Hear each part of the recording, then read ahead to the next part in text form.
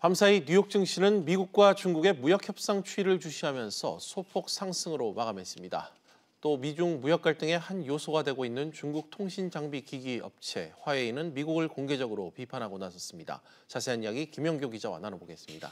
김 기자, 네. 먼저 뉴욕 증시 마감 상황 다시 한번 짚어주시죠. 네, 대통령의 날로 하루 휴장하고 돌아온 뉴욕 증시 3대 주요 지수는 모두 올랐습니다. 월마트 4분기 실적이 양호하게 나왔는데요. 시장은 미국 소비자들의 소비가 여전히 탄탄하다는 방증이라고 평가했습니다.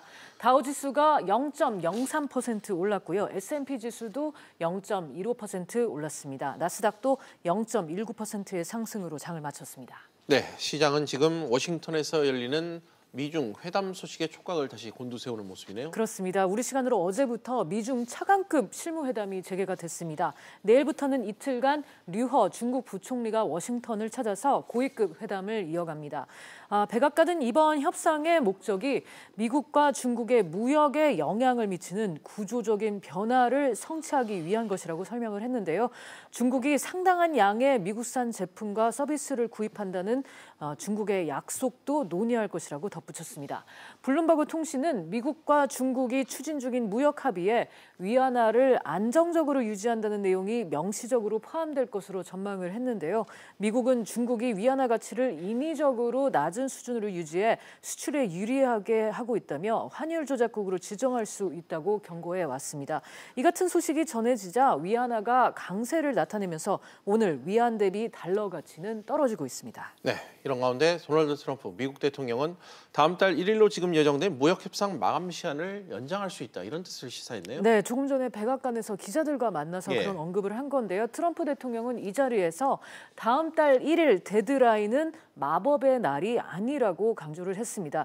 이 트럼프 대통령의 이번 발언은 무역 협상 시한을 늦출 수 있다는 뜻으로 해석이 되는데요. 트럼프 대통령은 또 중국과의 무역 협상에 대한 낙관론을 오늘도 이어갔습니다. 현재 중국과의 무역 협상은 진전되고 있다면서 미국이 매우 잘하고 있다고 생각한다고 말하기도 했습니다. 네. 또 이번 무역 전쟁의 중심에 휩쓸려 있는 기업 바로 화웨이입니다. 이 화웨이 CEO가 언론과 인터뷰를 가졌네요. 그렇습니다. 중국 화웨이의 런정페이 창업자이자 CEO가 영국 BBC와 인터뷰를 했습니다. 인터뷰에서 미국이 정치적인 의도로 화웨이를 공격하고 있다면서 미국을 비판했는데요. BBC 인터뷰 내용 직접 확인해 보겠습니다. There's no way the US can crush us. The world needs Huawei because we are more advanced. 네, 런 CEO는 미국 정부의 제재를 피하기 위해서 이란과 몰래 거래한 혐의로 캐나다에서 체포된 멍완조 화웨이 최고 재무 책임자의 아버지입니다. 미국 정부는 화웨이가 중국 정부의 스파이 역할을 하고 있는 것으로 의심을 하고 있습니다.